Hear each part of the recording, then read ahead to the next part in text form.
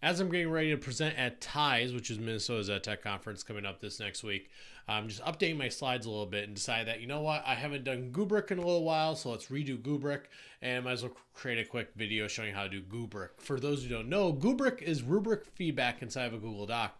In order to use this, you have to use something called Doctopus. Doctopus is kind of a tool that's been around for a while. Google Classroom kind of replaced some of the need for Doctopus, but Doctopus really is still a very useful tool.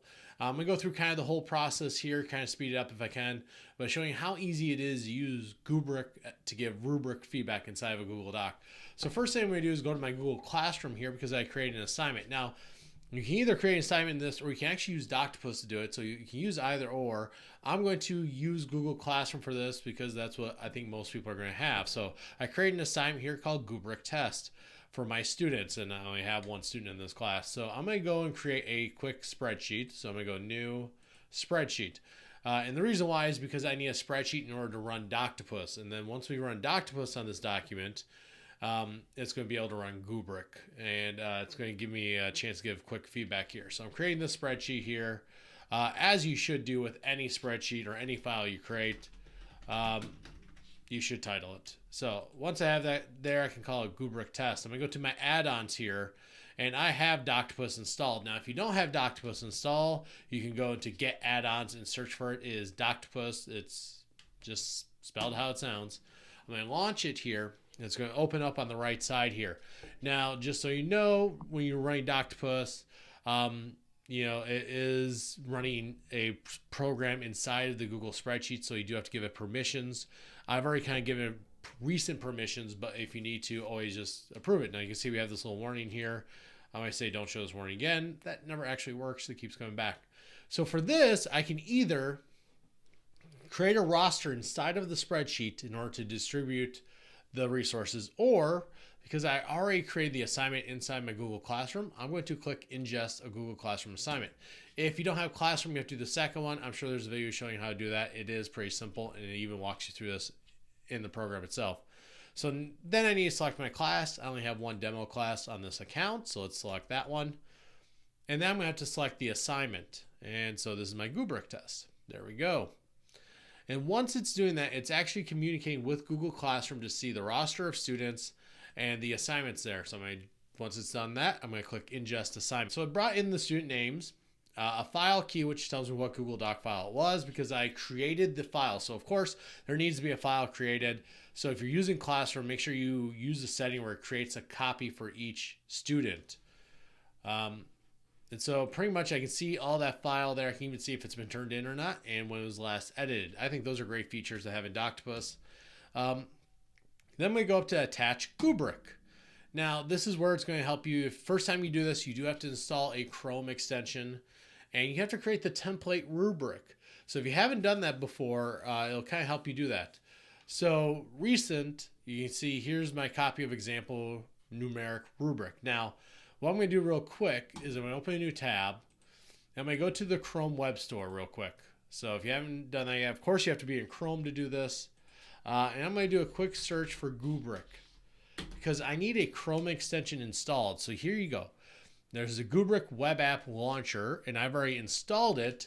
So you can see that here. There's actually one for students too. I haven't really played with that yet, but I will soon. So hopefully there'll be a video on this YouTube thing for a while. I need to enable this. If I disabled it, I had some Chrome extension issues before, so I had to disable some extensions here. And one of the nice things here is this will kind of tell you the useful information about Goobric. And you have to have this installed and it'll look like a little eyeball. So there it is for me. So once you have that installed, then you can go to here. Now, if you haven't created a rubric before, you can actually go and create a numeric rubric or copy a non-numeric rubric. So there are templates that allow you to do this. I'm going to skip that step. I'm going to use my Goobric rubric that I've attached before, but these rubrics are actually created inside of a spreadsheet. So I'm going to click this for now. We'll see what it looks like in just a second. But it has to be set up inside of a spreadsheet in the way that it says. So if you haven't set it up before, click that My Drive and then create a numeric rubric. You'll be able to put in your information. So if I go back to my Google Drive for a second, I'm just going to do this copy of numeric rubric, and I'm just going to delete that, put that in there. And there's my example rubric. I'll just give you a quick look at what this looks like. So this is what it looks like here. All I did is took their template and I'm pretty much using it. And so pretty much you'll have kind of like the different categories here. You'll have the different points here, and then the information to signify why this is a 3 or 4 or 2 or 1 or 0, whatever the score is that you're giving that. I find that rubrics are very useful. There can be really poor rubrics. Ideally, you are attaching a rubric that's designed to measure learning, and you're not looking at compliance or stuff that we're really not caring about. And for that, what I mean is if you're going to assess something, make sure it's worth assessing. Don't just look, okay, how many misspelled words they are. If that's something you're actually assessing, which means you're also going to provide feedback on that you're going to actually help the kid learn about that, then you can assess that. However, if it's not something you're really worried about, focus on the essentials so that the student is more focused on what they need to improve on. So hopefully you have that in your rubric here. So that's my example rubric. Let's go back to the Goobric. So it attached this. And again, I have to get rid of this. Don't show this message again. Now, one thing you're going to have to do is right here where it says refresh edits and counts. If it didn't really load the columns I needed, so I clicked that real quick. So I updated those columns. And now you'll see something over here called Goobric link.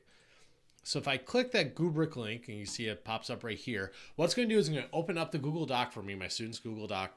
And then at the top here, and look at that, I get to allow the microphone to use. Make sure you do that. At the top here is going to be where I have my rubric input. So it's going to show me each of those rows I have. And I can quickly, once this assignment loads, is I can select the appropriate score. Or this one, if this is a 3 out of 3 or 2 out of 3, whatever the correct measurement is. And I can actually just go from each of these, select the right ones. Hopefully you're actually reading them, which I'm not doing right now. I can add in comments here. I can even go through and add comments here too, because I have the full Google Doc set up there. So I can do comments and suggesting if I want to do that here. And a really cool feature is that I actually can click audio here and I can leave audio feedback. I like audio feedback because there's a lot more you can say when you're speaking than what you can just type. So sometimes that may be a good thing there. But give focused feedback, actionable feedback, timely feedback using this. And then once you have your scores all selected, I can email the scores to them. I'm going to uncheck that just for me. I can auto advance on submit. That means I can just pretty much work my way through all of the students, and that's a really nice feature. And I can only add score categories to the doc. So that means if I don't score a category, it'll just be blank there. But I'm going to click submit on this. And what's going to happen is inside this document, it's actually going to put in that rubric filled out. It's going to record the score. I'm going to X out of this real quick. It's going to record the score on my rubric score sheet for that student and any comments I have there. If I go back to that document, so this was the one I just did. Again, I clicked auto advance, so it actually went on to the next file. But if you look at the bottom here, after it loads, you'll actually see the rubric highlighted with the scores I gave, and then any feedback I would give in the comments there. So it puts the rubric inside the Google Doc. It keeps track of the scores on there. I can reassess it if needed. It's a really useful tool if you want to use rubric feedback, but you also have access to that audio feedback. You can give comments, suggestions, just like any other Google Doc. You can even edit it. So there's a lot of ways you can give feedback using Goobric. And once you do the setup the first time, it's really simple to do again and again and again. So if you want to give rubric feedback, give Goobric a try. You may find it give really good feedback, and that is something we should be spending more time on than anything else with students. Definitely more so than grading is feedback.